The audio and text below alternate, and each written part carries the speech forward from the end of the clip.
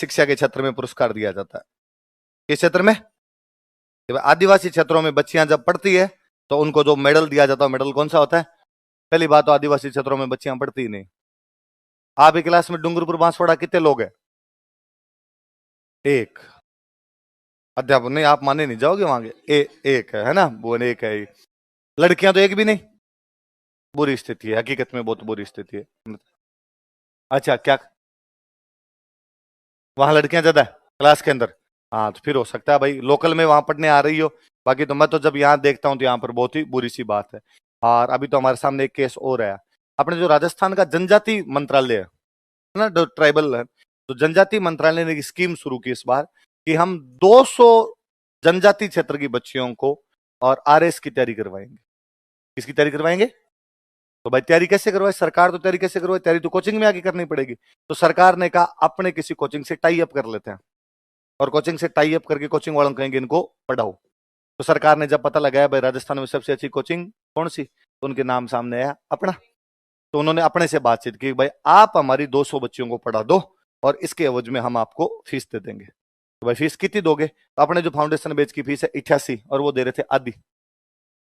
तो उन्होंने कहा भाई हम इतनी सी फीस दे, 44,000 46,000 फीस वो कोई दे रहे थे इतनी सी, तो इतनी फीस हम दे देंगे। तो हमने कहा भाई गवर्नमेंट दे देता क्यों दे, हमारी जब फीस इतनी है, जब 200 बच्चे हमारी जगह घेर के ही बैठेंगे तो हम फीस तो पूरी ले, हम फीस कम क्यों ले, और गवर्नमेंट दे रही तो पूरी दे। तो गवर्नमेंट ने कहा भाई गवर्नमेंट के पास तो इतना ही फंड है, हम तो फीस इतनी दे सकते हैं। फिर सर ने कहा कि यार जब जनजाति के बच्चे हैं है ना, वैसे ही वो नहीं पढ़ पा रहे, उनकी हालत भी ऐसी है, गवर्नमेंट जब कर रही है तो इतना अपनी तरफ से कर देंगे, अपने ये मान लेंगे बच्चों की आधी फीस में पढ़ा दिया, सरकार को हाँ भर लो आपने।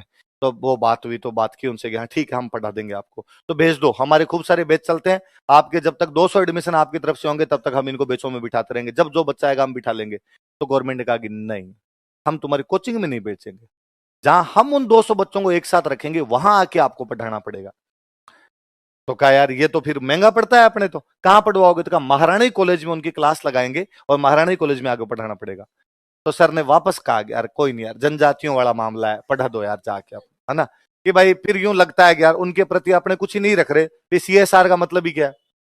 सीएसआर यही तो है कि आप पैसा कमा रहे हो तो समाज के कल्याण में लगना चाहिए। अरे ये तो वास्तव में कल्याण की बात है, दान धर्म पुण्य करे, मुझे लगता है उससे भी बड़ी बात है कि उन कन्याओं को पढ़ने को मिल रहा है जनजाति क्षेत्र के, और जब तक पढ़ाई नहीं होगी तब तक डेवलपमेंट नहीं होगा। तो सर ने कहा ठीक है अपने वहां जाके पढ़ा देंगे।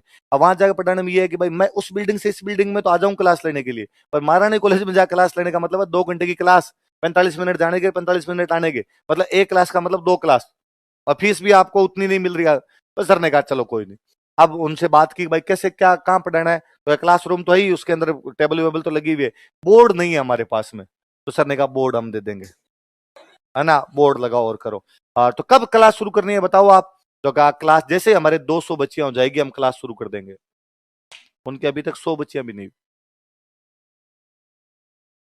100 बच्चियां भी भाई बाद में अब नवीन जी को अपॉइंट कर रखा है कि नवीन जी उन गवर्नमेंट वालों के आप कांटेक्ट में रखो, हम तो क्लासों में रहते हैं सारे के सारे, और जैसे उनकी सूचनाएं आप बता देना हम ज्यादा की क्लास लेके आ जाएंगे। भाई 7 दिन मैं चला गया, 7 दिन विकास जी चले गए, 7 दिन विजय सर चले गए, ऐसे करेंगे यार, 2-2 घंटे का टाइम निकालेंगे अपने के, 5 से 7 में हम तुम्हें आगे पढ़ा देंगे, 11 से 1 में तुम्हें आगे पढ़ा देंगे, उनके लिए तो करेंगे अपने।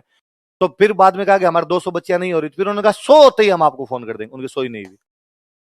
दुर्भाग्य है कि जनजातियों की हालत अभी तक कितनी विकट है। तब लगता है कि आरक्षण 1000 साल तक और रखना पड़ेगा, और रखना चाहिए। वाकई समाज में पिछड़े हुए वर्ग है, उनको बराबर लाने के लिए व्यवस्था की जानी चाहिए। इस बात के लिए बाबा साहब भीमराव अंबेडकर का सुबह सुबह दिल थैंक यू बोलना चाहिए। 2 भाई है, एक 10 किलोमीटर की दौड़ करवानी है, एक भाई को आपने 9 किलोमीटर पे खड़ा किया, एक भाई आपका 0 पे खड़ा है, और अब आप कर रहे हो दौड़ 10 किलोमीटर में, पहले कौन दौड़ेगा? तो अपने 9 पे तो है, वो 0 पे छोड़ो, माइनस में है, वो उस लाइन पे नहीं है, 0 वाली लाइन पे नहीं है। 0 वाली लाइन पे हो तो भी कम से कम पढ़ने के लिए तो आ जाए। पंडिया जी क्या सिचुएशन है?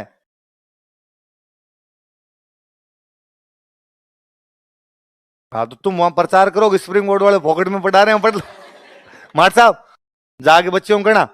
हाँ पर क्या बच्चियों को क्या कहे, मैं हर क्लास में हाथ खड़े करवाता हूं, डूंगरपुर बांसवाड़ा के लड़के किसी भी क्लास में 10 नहीं मिलेंगे, 2 जिलों के मिला के 10 लड़के ही नहीं होते। मुझे पता एक बैच था, मैं भूल रहा हूं कौन सा, F11 था, कौन सा बैच था, उसमें 17-18 लोगों का ग्रुप था, और उसमें मैं एक दिन गलती से बोल गया, मगर डूंगरपुर बांसवाड़ा वाले पढ़ते नहीं, वो 17-18 हो सर पढ़ रहे हैं हम आ रखे हैं सर, इतने सारे लोग आ रखे हैं। वो कोई एक कॉलेज का ग्रुप था, सारे बच्चे एक साथ ही आ गए। 16-17 बच्चों का ग्रुप रहा होगा, सबने कहा तैयारी करनी, इस चक्कर के अंदर आ गए। डूंगरपुर बांसवाड़ा वाले या तो ज्यादा से ज्यादा चले जाते हैं उदयपुर, या जाते हैं गुजरात नौकरी करने। क्यों? यही है, गुजरात पास में लगता है, सारे दिसावर जाते हैं वहां, छोटा मोटा कोई काम करो उधर काम कर लेते हैं अपने जाके। तो विकट स्थिति है।